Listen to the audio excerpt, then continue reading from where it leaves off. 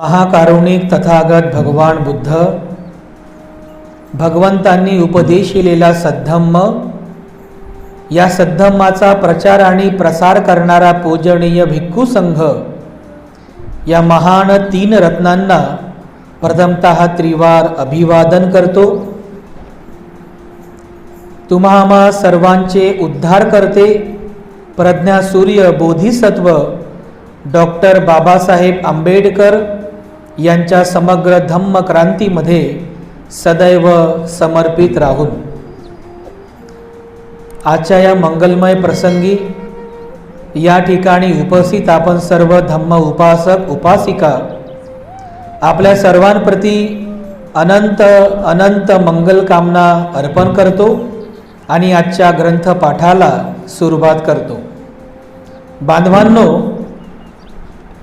मागील ग्रंथपाठामध्ये आपण भगवान बुद्धांनी सुरू केलेल्या धम्मदीक्षेच्या मोहिमेअंतर्गत विविध लोकांना कशा प्रकारे भगवान बुद्धांनी धम्मदीक्षा दिली, प्रवज्जा दिली, त्यामध्ये काश्यप बंधूंची धम्मदीक्षा बघितली, राजा बिंबिसारांची धम्मदीक्षा बघितली।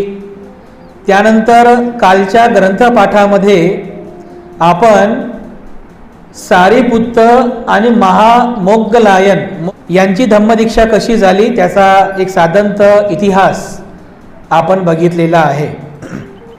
काही महत्त्वपूर्ण लोकांच्या धम्मदीक्षेचा इतिहास वाचणं हे आपल्या सर्वांसाठी फार महत्त्वाचं आहे, कारण अशा लोकांनी जी धम्मदीक्षा घेतलेली आहे त्या धम्मदीक्षेचा इतिहास आपल्या सर्वांसाठी प्रेरणादायी आहे। अशा प्रेरणादायी इतिहासामध्ये आणखीन एक प्रेरणादायी धम्मदीक्षा ज्यांची झाली त्यांचं नाव होतं अनाथपिंडक। अनाथपिंडकाची धम्मदीक्षा हे आपल्या सर्व उपासक आणि उपासिकांकरिता अत्यंत प्रेरणादायी आहे। म्हणून आजच्या ग्रंथपाठामध्ये अनाथपिंडक जो महाउपासक म्हणून प्रसिद्ध झाला अशा महाउपासक अनाथपिंडकाच्या धम्मदीक्षेचा इतिहास आपण आजच्या ग्रंथपाठामध्ये पाहणार आहोत। अनाथपिंडक हा श्रावस्तीचा रहिवासी होता आणि श्रावस्ती या राजधानीचा जो राजा होता, राजा प्रसन्नजीत, या प्रसन्नजीत राजाचा तो कोषाध्यक्ष होता। राजाच्या सर्व प्रकारच्या आर्थिक व्यवहारांची देखभाल करणे हे अनाथपिंडकाचं काम होतं। धनाचं रक्षण करणे अशा प्रकारचं काम अनाथपिंडकाचं होतं। तो कोषाध्यक्ष होता आणि ज्या परिवारात तो जन्मास आला होता तो परिवार सुद्धा एक व्यापारी परिवार होता। त्यामुळे लहानपणापासूनच त्याच्या परिवारामध्ये अमाप संपत्ती होती। तो एक महान श्रेष्ठीचा पुत्र होता, परंतु लहानपणापासूनच तो अत्यंत दयाळू प्रवृत्तीचा होता। त्याचं नाव सुदत्त ठेवण्यात आलं होतं। सुदत्त याचा अर्थ होतो जे दान सुंदर आहे। सुदत्त, दत्त म्हणजे देणे, दान करणे, जे दान अतिशय सुंदर आहे अशा प्रकारचा सुदत्त जेव्हा म्हणजे बालपणापासूनच हा अत्यंत दयाळू प्रवृत्तीचा होता। जसा जसा तो मोठा झाला त्याच्याकडे भरपूर धनसंपत्ती होती, तसा तो दयाळू प्रवृत्तीचा सुद्धा होता। तर नगरामध्ये जेवढेही गरीब लोक राहत होती त्या सर्व गरिबांना तो भोजनदान देत असे। हा त्याचा नित्य नियम होता। जो कोणी गरीब आहे, ज्याला भूक लागलेली आहे आणि ज्याला अन्न नाही आहे ज्याच्याकडे, अशा सर्वांनी माझ्याकडे यावं आणि दररोज माझ्याकडे त्यांनी भोजन ग्रहण करावं, अशा प्रकारचा त्याने एक म्हणजे संदेशच दिला होता संपूर्ण श्रावस्ती नगरीमध्ये।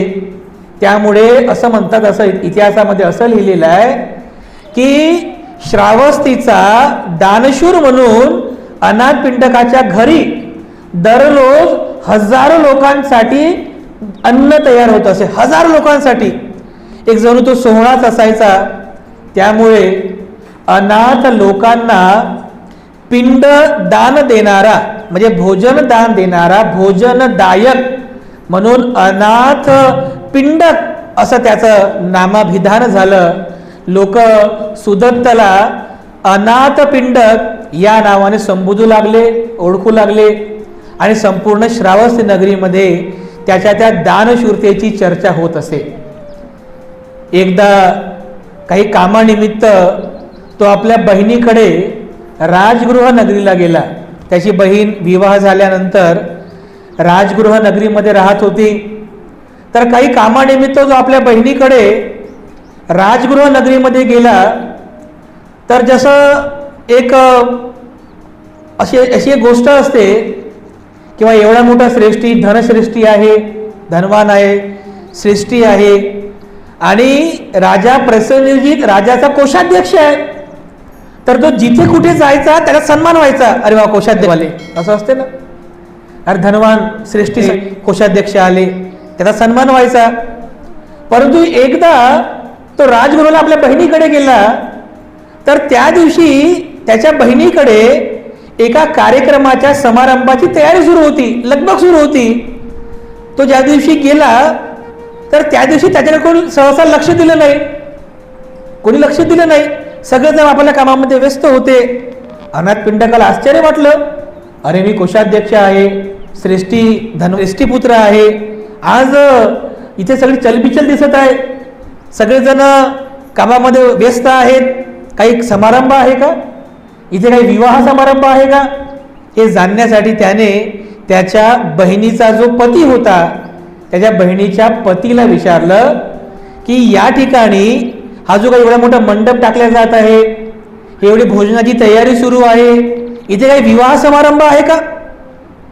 तेव्हा तो म्हणाला की अनाथ पिंडक, या ठिकाणी भगवान बुद्ध येणार आहेत, भगवान बुद्धांचा भिक्खू संघ या ठिकाणी येणार आहे आणि त्याचीच ही तयारी सुरू आहे. भगवान बुद्धांचं नाव ऐकल्याबरोबर त्याचं मन कंपित झालं, मनामध्ये संवेग उत्पन्न झाला. कारण तो जेव्हा लहान होता तर लहानपणी त्याने असं ऐकलं होतं ब्राह्मणांकडून की फार दुर्मिळ योग असतो की ज्या वेळेस भगवान बुद्धांचा जन्म होतो, फार दुर्मिळ योग असतो की ज्या वेळेस भगवान बुद्धांचं दर्शन होते, असं त्यांनी त्याच्या लहानपणी ब्राह्मणांकडून ऐकलेलं असते. त्याला ती गोष्ट आठवली. बुद्ध, तो परत विचारतो, तू आता कोणता शब्द प्रयोग केला. तो म्हणतो की बुद्ध. परत दुसऱ्यांदा विचारतो, तिसऱ्यांदा विचारतो की तू आता कोणता शब्द प्रयोग केला. तो परत म्हणतो की अनाथ पिंडक, मी म्हणालो की आपल्याकडे बुद्ध येणार आहेत. भगवान बुद्ध हा शब्द ऐकल्याबरोबर त्याच्या मनामध्ये तो धम्म संवेग उत्पन्न झाला. अरे किती हे लाभ आहे माझा, हा किती मोठा लाभ आहे, मला भगवान बुद्धांचं दर्शन होणार आहे, अरे माझा खूप मोठा लाभ आहे.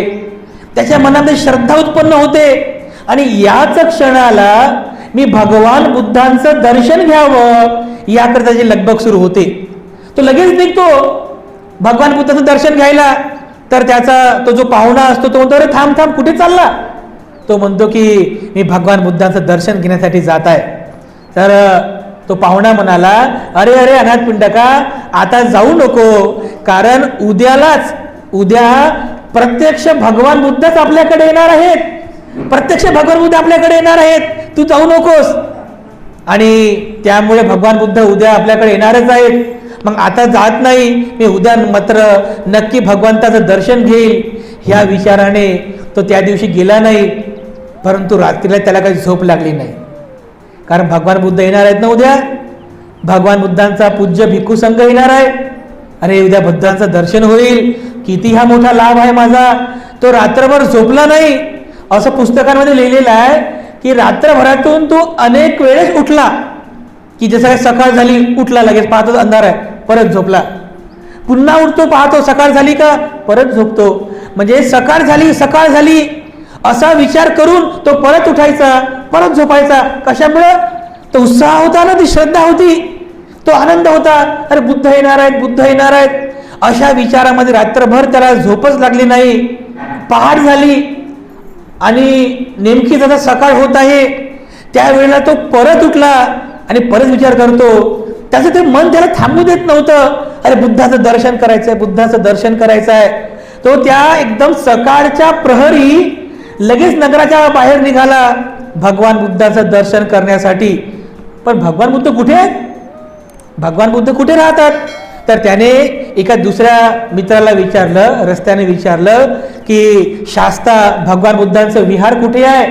तेव्हा एक जण त्याला म्हणाला की इथून जवळच राजा बिंबिसाराचं वेळुवन आहे, त्या ठिकाणी सध्या भगवंतांचा विहार आहे.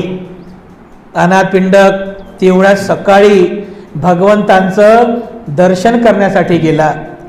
वेळुवनाच्या प्रवेशद्वाराजवळ गेला. एकदम शांतता होती, आनंदमय वातावरण होतं. त्या सकाळच्या त्या सुखदायक वातावरणामध्ये आज आपल्याला भगवंताचं दर्शन होईल ह्या विचाराने त्याने आतमध्ये प्रवेश केला. भगवान बुद्ध आतमध्ये विहार करीत होते, कारण सकाळचा जो प्रहर असतो त्या प्रहरामध्ये भगवान बुद्ध चंक्रमण करतात. शतपावली ज्याला म्हणतो ना आपण, शतपावली करीत असतात. अशा प्रकारे भगवान बुद्ध तिथे चंक्रमण करीत होते.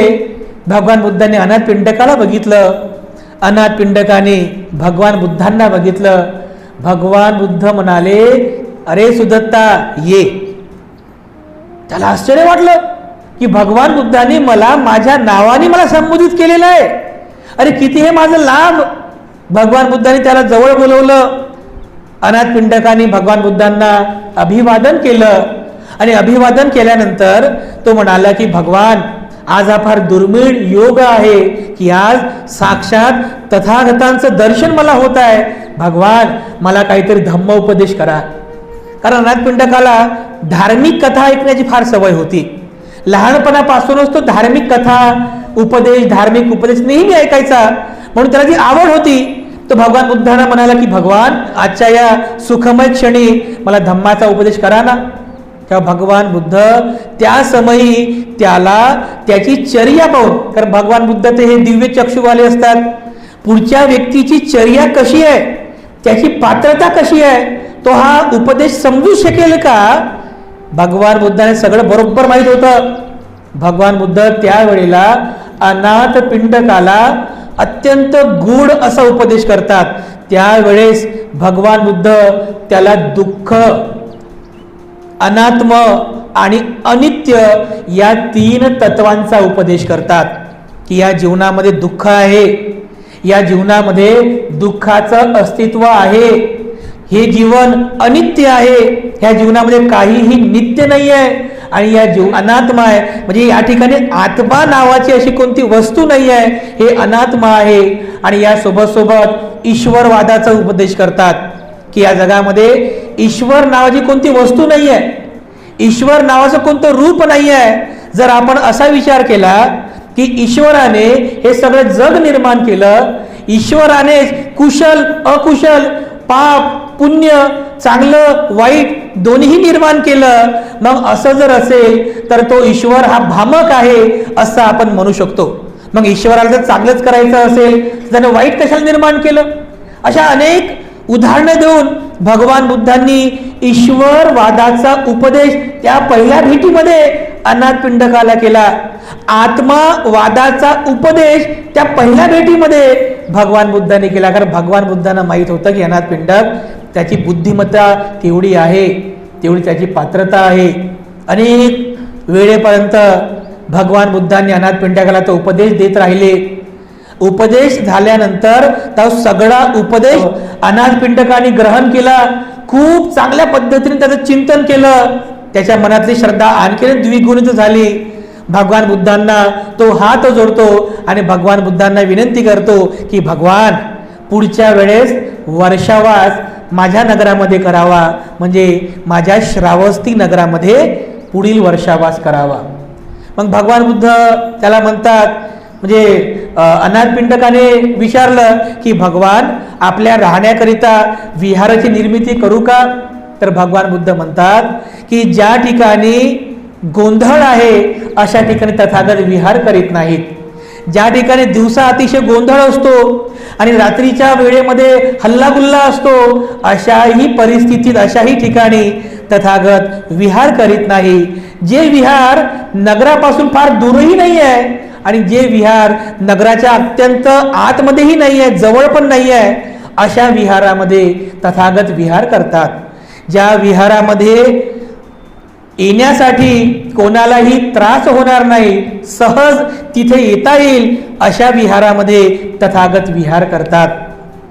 श्रावस्तीमध्ये राहणारा हा अनाथ पिंडक विचार करतो. त्याला लगेच समजलं की भगवान बुद्धांना काय सांगायचं आहे. तो परत हात जोडतो आणि म्हणतो की भगवान, आपण जे काही सांगितलेलं आहे ते मला खूप चांगल्या प्रकारे समजलेलं आहे. तिथून तो परत आपल्या पाहुण्यांच्या घरी जातो, भोजन ग्रहण करतो. त्यानंतर दिवसभर तो त्याच विचारामध्ये असतो की आता मला श्रावस्तीला जायचं आहे आणि श्रावस्तीमध्ये जाऊन भगवान बुद्धांना मला विहार दान करायचं आहे. त्या ठिकाणी भगवान बुद्ध राहतील. मग तो त्याच विचारामध्ये श्रावस्तीमध्ये प्रवेश करतो आणि विचार करत असतो की मी आता कोणती जागा बघू, कोणतं विहार निर्माण करू की ते भगवंताने सांगितल्याप्रमाणे श्रेष्ठ असेल, भगवंतांना ते प्रिय असेल. त्या जागेच्या शोधामध्ये असतो आणि अचानक त्याची नजर एका जागेवरती पडते. एक वन असते, गार्डन, बगीचा असतो. त्या जागेवर त्याची नजर पडते आणि मग तो विचार करतो, अरे ही जी जागा आहे ही जागा श्रावस्ती नगरापासून खूप दूरही नाही आणि अत्यंत जवळही नाही आणि सर्वांना येण्यासाठी अत्यंत सोयीस्कर आहे. नक्की भगवान बुद्धांना हे विहार, ही जागा प्रिय होईल, भगवान बुद्ध आनंदी होतील. ती जी जागा असते ती जागा त्या श्रावस्ती मधल्या एका जेत कुमार राजाची ती जागा असते.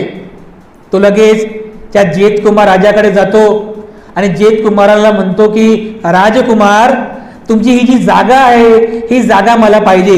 तुम्ही याची किंमत सांगा. तुम्ही जेवढी किंमत सांगाल ती सगळी किंमत देण्यास मी तयार आहे. पण जेत कुमाराला ते विकायचं नसतं. जेत कुमाराला ते वन विकायचं नसतं. मग तो म्हणतो की नाही, मला ते वन विकायचंच नाही आहे. अनाथपिंडक परत म्हणतो की तुम्ही जेवढी किंमत सांगाल तेवढी किंमत मी तुम्हाला देईल, पण ते वन मला पाहिजे, ती जागा मला पाहिजे. तर केवळ अनाथपिंडकाच्या शब्द टाळण्यासाठी तो केवळ एवढंच म्हणतो, ठीक आहे, तुला जागा पाहिजे ना, तर जेवढी पण जागा आहे त्या सर्व जागेला सोन्याच्या मोहराने अंथरून दे. सोन्याच्या मोहराने पूर्ण अंथरून दे. जेवढी तू सोन्याच्या मोहऱ्या अंतरशील त्या सर्व सोन्याच्या मोहऱ्यांपर्यंत ती सर्व जागा तुझी. एवढं म्हटल्याबरोबर लगेच क्षणाचाही विचार न करता अनाथपिंडक तिथून आपल्या घरी जातो आणि बैलगाड्या भरून जेवढेही त्याच्याकडची संपत्ती असते, धन असते, सोनं, कारशापण असतात, ते सगळं भरून तो त्या जागेवरती येतो, जेतवनामध्ये येतो आणि अगदी सुरुवात करतो. सुरुवातीपासून जेवढं मिळेल तेवढं तो सोन्याच्या त्या नाण्यांना अंतरात जातो. जेवढे सोने असतील जेवढे अंतरून सगळं तो अंतरतो. हे सर्व तो जेत कुमार राजा पाहतो. अरे, त्याला आश्चर्य वाटते. मी केवळ सहज बोललो होतो की या जागेवर तू जेवढं सोन्याच्या मोहरा अंतरशील ती सगळी जागा तुझी होईल. हा तर खरोखरच एकदम म्हणजे स्मृतिवान झाला. याने मनावरती घेतलं आणि हा काय करतोय, सगळी जागा सोन्यांच्या मोहराने अंतरतोय. सगळी जागा अंतरून झाली. काही थोडाच भाग शिल्लक होता. तो त्यावेळी तिथे येतो आणि म्हणतो, अनाथपिंडका थांब थांब, अनाथपिंडका थांब. अरे, हे तू काय करतोयस? तू या जागेचं करणार तरी काय? तू निर्धन होशील जर तू एवढं सोनं चांदी सोन्याच्या मोहरा अंतरल्यानंतर तू निर्धन होशील. तू या जागेचं करणार काय? अनाथपिंडक म्हणतो की जेत राजकुमारा, ही जी जागा आहे ही जागा मी विकत घेतल्यानंतर या जागेवर मी विहाराची निर्मिती करणार आहे. या जागेवर मी विहीर, विविध सभागृह आणि संथागार, ध्यानगृह, विविध प्रकारच्या निर्मिती करणार आहे. आणि ही जागा, हे वन मी प्रत्यक्ष तथागत भगवान बुद्धांना आणि त्यांच्या भिक्खू संघाला दान करणार आहे. तो सुद्धा भगवान बुद्धांचं नाव ऐकतो, अरे ही जागा तू भगवान बुद्धांना दान करणार आहेस, ही जागा तू भगवान बुद्धांच्या भिक्खू संघाला दान करणार आहेस, अरे किती आहे तुझं मोठा लाभ, तुझं किती हे मोठं लाभ आहे. अरे थांब थांब, एवढी जी जागा तू ठेवलेली आहे ही जागा असू दे, एवढी जागा मला दान देऊ दे, कारण तुझ्या दान पुण्यामध्ये माझा पण सहभाग असावा, हे पुण्य मला पण प्राप्त व्हावं, याकरिता तो त्या जागेला तेवढी ठेवतो, ती जागा माझ्याकडून दान म्हणून अशा प्रकारे संस्कार सांगतो. जेव्हा पुढील वर्षावासाकरिता भगवान बुद्ध श्रावस्ती नगरीमध्ये येतात, कारण अनाथपिंडकाने निमंत्रण दिलेलं असतं. भगवान बुद्ध भिक्खू संघासमवेत त्या ठिकाणी येतात, त्यांच्यासोबत संपूर्ण भिक्खू संघ असतो. श्रावस्तीच्या जेतवनामध्ये येतात. त्या श्रावस्तीच्या जेतवनामध्ये असं म्हणतात की अनाथपिंडकाने शेकडो विहारांची निर्मिती केली. म्हणजे भगवान बुद्धांना राहायला, भिक्खू लोकांना राहायला हॉस्टेल, विहारांची निर्मिती केली. भिक्खू संघाला पाण्याची व्यवस्था केली, पाणवठे निर्माण केले. त्या ठिकाणी बैठक करण्यासाठी सभागृहांची निर्मिती केली. ध्यान करण्यासाठी ध्यान कक्षागाराची निर्मिती केली, शून्यागाराची निर्मिती केली.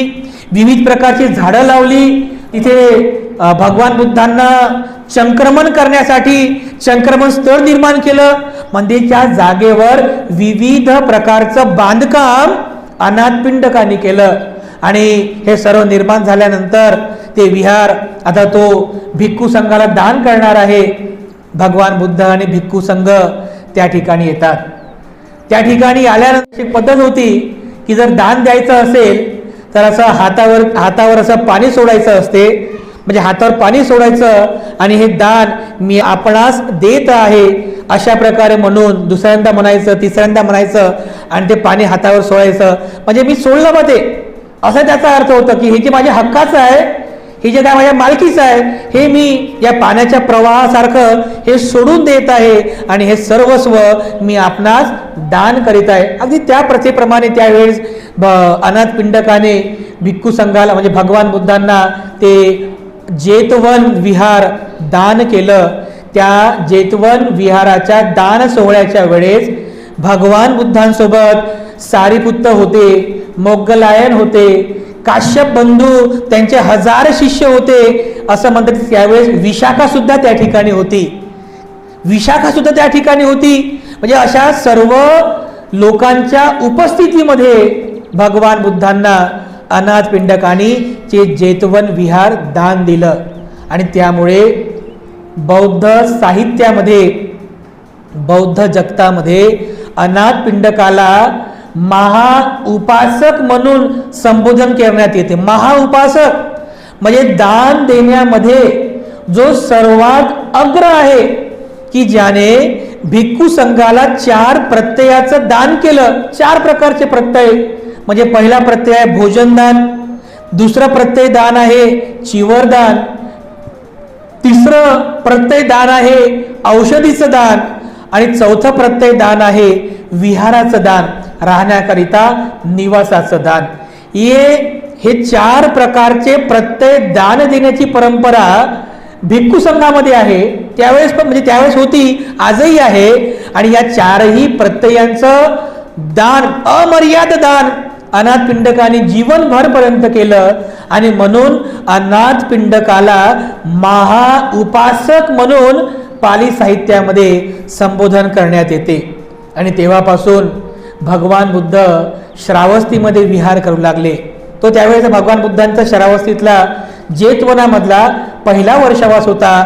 आणि इतिहासामध्ये असं सांगितलेलं आहे की भगवान बुद्धांचे जेवढे एकूण 45 जेवढे वर्षावास भगवान बुद्धांनी केले, या 45 वर्षावासांपैकी भगवान बुद्धांनी 25 वर्षावास श्रावस्ती नगरीमध्ये केले होते.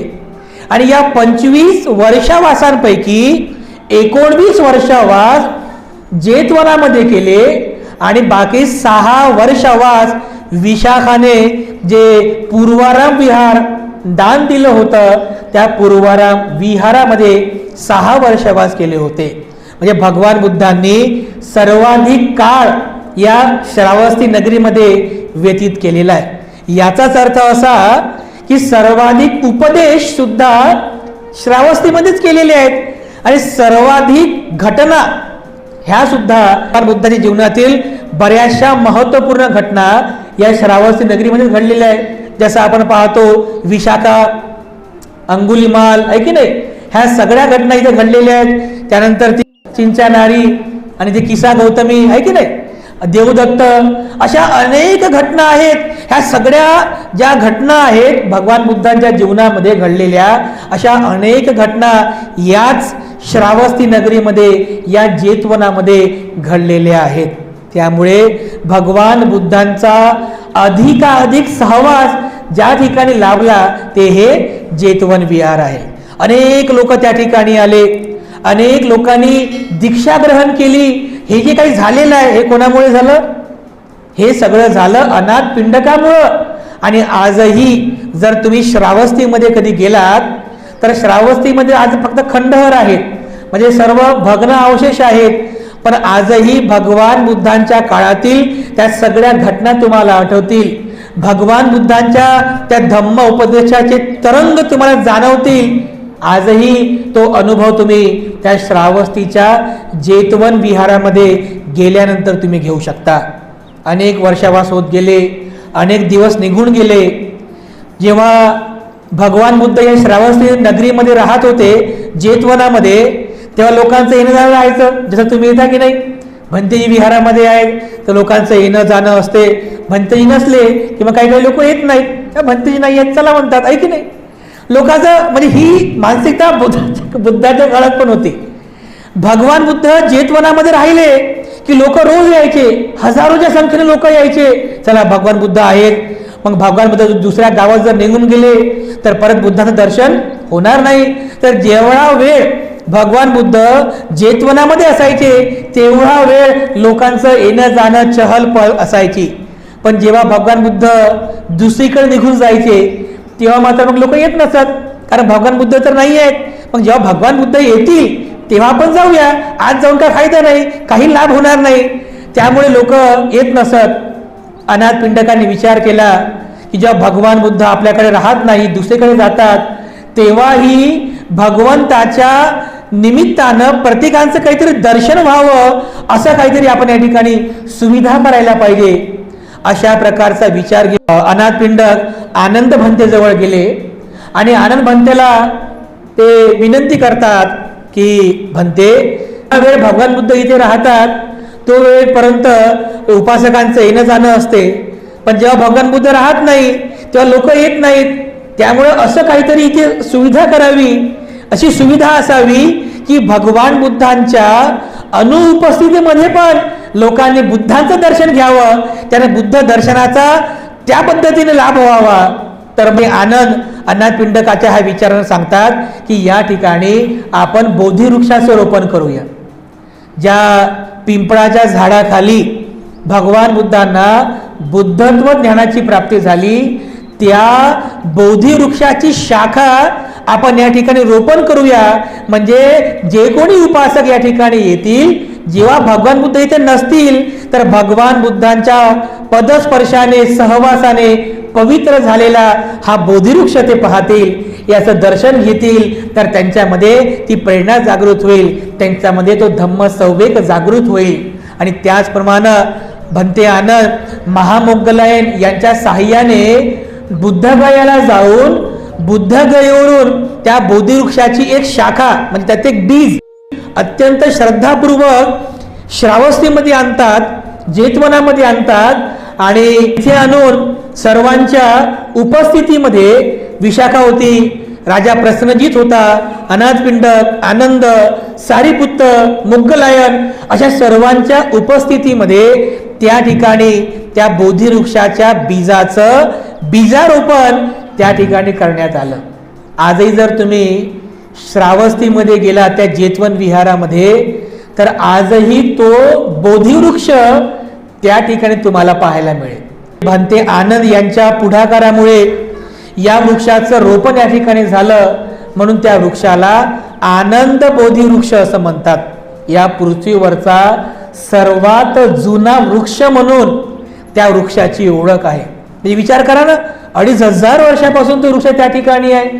अनेक संकट आली, दुष्काळ पडले, पण तरी सुद्धा तो वृक्ष आजही त्या ठिकाणी आहे आणि आजही तो वृक्ष आपल्या सर्वांना या घटनांची साक्ष देतो. म्हणजे अशा प्रकारे या आनंदबोधी वृक्षामुळं आजही श्रावस्तीमध्ये हे संपूर्ण धम्माचं वातावरण आजही आपल्याला अनुभवता येते.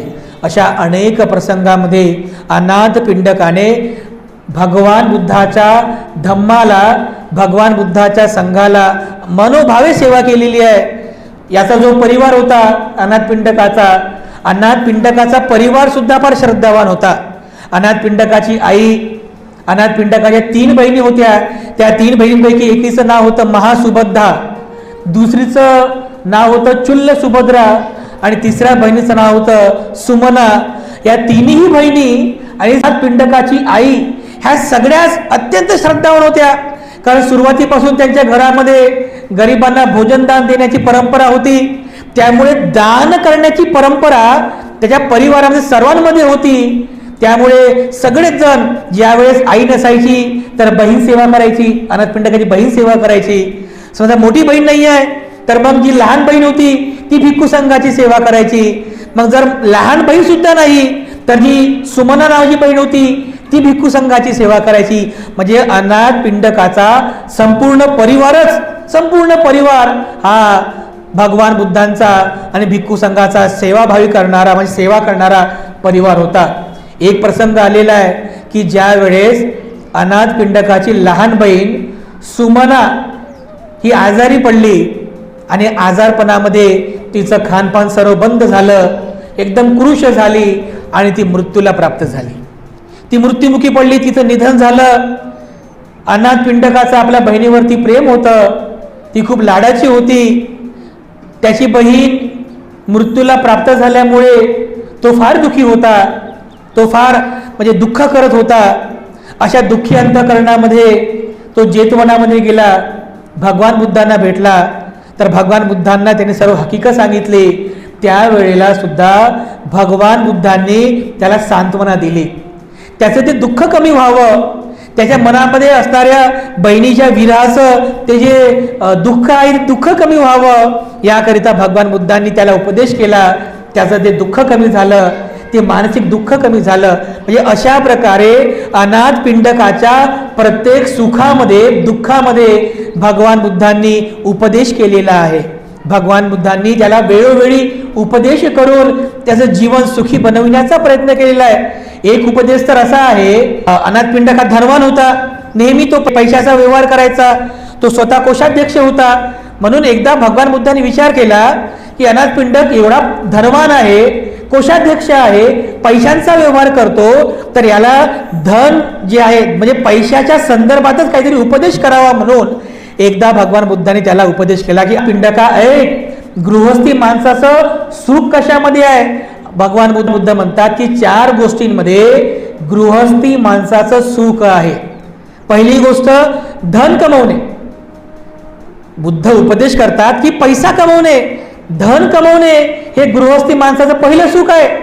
परंतु ते जे धन आहे हे सम्यक मार्गाने कमवलेलं असावं, वाम मार्गाने अकुशल मार्गाने जे धन कमवलेलं नसावं, त्या पैशाचं सुख मिळत नाही. सम्यक मार्गाने कुशल मार्गाने कमवलेलं धन हे गृहस्थी माणसाचं पहिलं सुख आहे. भगवान बुद्ध पुढे उपदेश करतात की गृहस्थी माणसाचं दुसरं सुख आहे, जे धन आपण कमवलं त्या धनाचा उपभोग घेणे. आपण बघतो ना की काही लोकांकडे भरपूर पैसा आहे पण त्या पैशाचं सुखच नाही आहे, त्या पैशाचा ते उपभोग घेऊ शकत नाही आहे. तर बुद्ध म्हणतात हे दुसरं सुख आहे. तुमच्याकडे पैसा आहे, धन आहे, तर त्या धनाचा उपभोग तुम्हाला घेता आला पाहिजे, तुमच्या गरजा पूर्ण करता आल्या पाहिजे. तुमच्या अन्नाची गरज, वस्त्रांची गरज, घराची गरज, ह्या सगळ्या भौतिक गरजा तुम्हाला पूर्ण करता आल्या पाहिजे. हे गृहस्थी माणसाचं दुसरं सुख आहे. तिसरं सुख कर्जबाजारी न होणे. हा उपदेश करतात अनाथ पिंडकाला की गृहस्थी माणसाचं तिसरं सुख आहे, कर्जबाजारी न होणे हे सुख आहे. 2500 वर्षापूर्वी भगवान बुद्धाने उपदेश केलेला आहे की नाही? आजही हा उपदेश किती तंतोतंत लागू पडतो. कर्जबाजारी दुःखदायक आहे ना, दुःखदायक आहे की नाही कर्जबाजारी होणे? बुद्ध त्यावेळी सांगतात अनाथपिंडकाला की अनाथपिंडका, कर्जबाजारी न होणे हे तिसरं सुख आहे. म्हणजे याचा अर्थ असा नाही पाहिजे की कर्ज घेऊ नये, आहे की नाही? बुद्ध म्हणतात कर्ज घेऊ नये, कर्ज घ्यावं, पण आपली जी पात्रता आहे, म्हणजे आपली किती पात्रता आहे, त्या कर्जाचे जे काही हप्ते असतात, EMI आपण फेडू शकतो की नाही, ती फेडण्याची जेवढी पात्रता, इन्कम आपली आहे की नाही, ह्या सगळ्या गोष्टीचा विचार करणं आवश्यक आहे ना, आहे की नाही? नाही तर आपले 400 रुपये रोजानं काम करतात आणि 50,000, 1 लाख, 5 लाखाचं लोन करतात. मग दुःख दुःख दुःख दुःख आहे, मग आहे की नाही? दुःखाचं कारण ठरते ना. म्हणून बुद्ध म्हणतात की कर्ज बाजारी न होणे हे तिसरं सुख आहे. आणि चौथं सुख आहे गृहस्थी माणसाचं धार्मिक जीवन जगणे, हे गृहस्थी माणसाचं चौथं सुख आहे. मग जो गरीब असो श्रीमंत असो, त्या प्रत्येकाला धार्मिक जीवन जगणे हे चौथं सुख आहे. धार्मिक जीवन म्हणजे कोणतं? रोज विहारामध्ये येणे, रोज भगवान बुद्धांपुढे मेणबत्ती अगरबत्ती लावणे, रोज भगवान बुद्धांना फुलं अर्पण करणे, हे धार्मिक जीवन. हे धार्मिक जीवन बुद्धाने सांगितलेलं नाहीये, हे तर औपचारिकता आहे. बुद्धाप्रती आपली श्रद्धा आहे म्हणून आपण बुद्ध विहारामध्ये येऊन बुद्धांप्रती आपली श्रद्धा प्रकट करतो, मेणबत्ती अगरबत्ती लावून वंदन करून. भगवान बुद्ध म्हणतात गृहस्थी माणसाचं चौथं सुख धार्मिक जीवन जगण्यामध्ये आहे. म्हणजे धार्मिक जीवन म्हणजे त्या गृहस्थी माणसाने सदैव शील पालन करावं, सदाचारी युक्त जीवन जगावं, हे त्याचं चौथं सुख आहे. त्याने नेहमी शीलाचं पालन केलं पाहिजे, सदाचारी जीवन त्याने जगलं पाहिजे, हे गृहस्थी माणसाचं सुख आहे. अशा प्रकारे धन कमवणे, धनाचा उपभोग घेणे, कर्जबाजारी न होणे आणि धार्मिक जीवन जगणे म्हणजे काय? शीलवान, शीलाचं पालन करणे, सदाचारी जीवन जगणे, हे 4 प्रकारचे सुख. या 4 प्रकारच्या सुखाचा उपदेश भगवान बुद्धांनी अनाथपिंडकाला केलेला आहे. आणखीन एक उपदेश केला होता भगवान बुद्धांनी, थोडासाच उपदेश आहे. गृहस्थी लोकांच्या इच्छा असतात ना, अनेक इच्छा असतात, इच्छा अमर्याद आहेत. एक इच्छा पूर्ण झाली रे झाली की त्याच्यामध्ये दुसरी इच्छा तयारच आहे आणि त्या इच्छेच्या मागे तिसरी इच्छा वाट पाहत आहे, कधी दुसरीचा नंबर लागते आणि मी समोर येते, आहे की नाही? अमर्याद इच्छा गृहस्थी जीवनामध्ये, अमर्याद, कधी संपत नाही. भगवान बुद्ध त्या अनाथ पिंडकाला उपदेश करतात की अनाथ पिंडका, गृहस्थी माणसाच्या 4 इच्छा असतात, सगळ्यांच्या, श्रीमंत असो गरीब असो कोणी, प्रत्येक गृहस्थी व्यक्तीच्या या 4 इच्छा असतात. पहिली इच्छा असते गृहस्थी माणसाची की मी सर्व प्रकारच्या भौतिक सुख साधनेने युक्त झालो पाहिजे. भौतिक सुख साधनं म्हणजे काय? मला अन्नाची गरज भागली पाहिजे, माझी वस्त्राची गरज भागली पाहिजे, मला त्यानंतर घर असलं पाहिजे, माझा मोबाईल असला पाहिजे, आहे की नाही? माझ्याकडे हे असलं पाहिजे, शेत जमीन असली पाहिजे.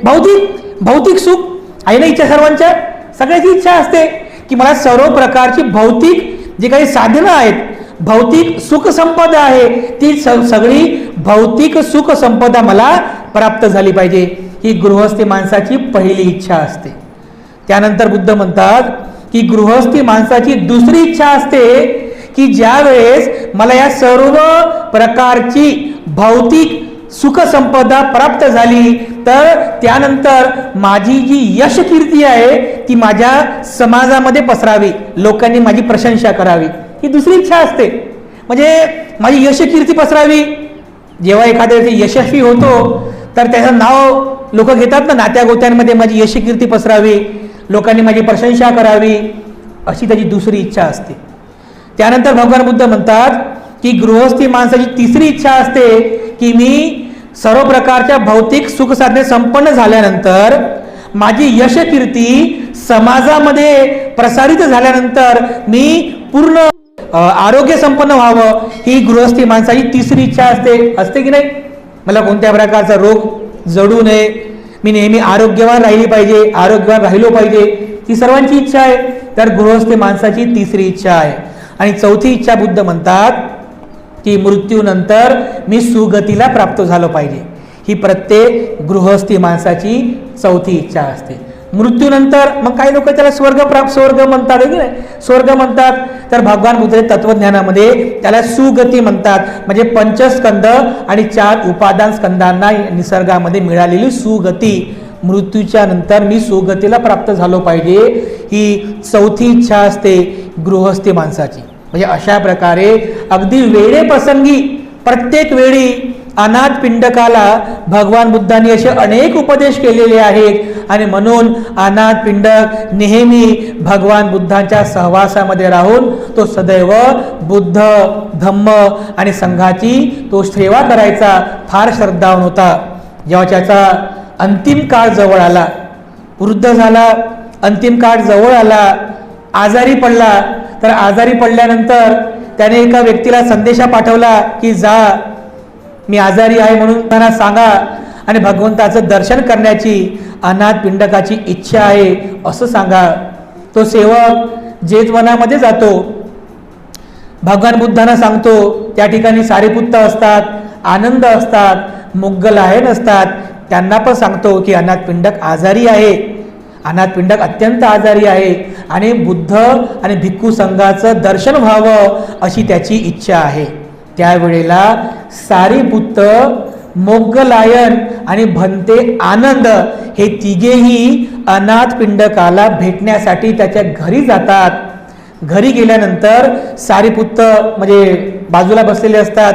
अनाथ पिंडक हात जोडतो की भंते, त्या प्रसंगी मला भगवान बुद्धांचा अतिशय गूढ उपदेश करावा की जे उपदेश ग्रहण करून मी सुखी होईल. तर त्यावेळेला सारीपुत्त अनाथ पिंडकाला 4 आर्य सत्यांचा उपदेश करतात. दुःख आर्य सत्य, दुःख समुदय आर्य सत्य, दुःख निरोध आर्य सत्य आणि दुःख निरोध गामिनी पतिपद आर्य सत्य. या 4 आर्य सत्यांचा उपदेश सारीपुत्त भंते अनाथ पिंडकाला करतात. तेव्हा अनाथ पिंडक आश्चर्य व्यक्त करतो की भंते, भगवान बुद्धांचा एवढा गूढ उपदेश आतापर्यंत मी कधीच ऐकला नाही. भगवान, आतापर्यंत हा उपदेश मी कधीच ऐकला नाही, पण आज मी धन्य झालो. हा माझा लाभ आहे की भगवंतांचा अतिशय गूढ असा उपदेश आज मी श्रवण केला. आणि मग काही वेळेनंतर अनाथ पिंडकाचा मृत्यू होतो, तो सुद्धा सुगतीला प्राप्त होतो. अशा प्रकारे बौद्ध साहित्यामध्ये महाउपासक म्हणून अनाथ पिंडकाचं नाव अजरामर झालेलं आहे. ज्याने जीवनभरपर्यंत बुद्ध, धम्म, संघाची सेवा केली असा तो अनाथ पिंडक होता. ज्याने अग्र दान देऊन जो दान देणाऱ्या दायकांमध्ये अग्र झाला असा दानशूर उपासक, महाउपासक अनाथ पिंडक होता. अनाथ पिंडक आपल्या सर्वांसाठी प्रेरणादायी आहे. अनाथ पिंडक उपासक उपासिकांकरिता प्रेरणादायी आहे. आपण सर्वांनी यामधून खूप प्रेरणा घ्यावी. धम्माचं आचरण करावं, शील पालन करावं, समाधीचा अभ्यास करावा, प्रज्ञेचा विकास करावा. यामध्ये सर्वांचं मंगल आहे, सर्वांचं कल्याण आहे. मी पुन्हा एकदा सर्व उपासक उपासिकांबद्दल मंगल कामना अर्पण करतो. बुद्धं नमामि, धम्मं नमामि, संघं नमामि. सर्वांचं मंगल हो, सर्वांचं मंगल हो. भवतु सब मंगल.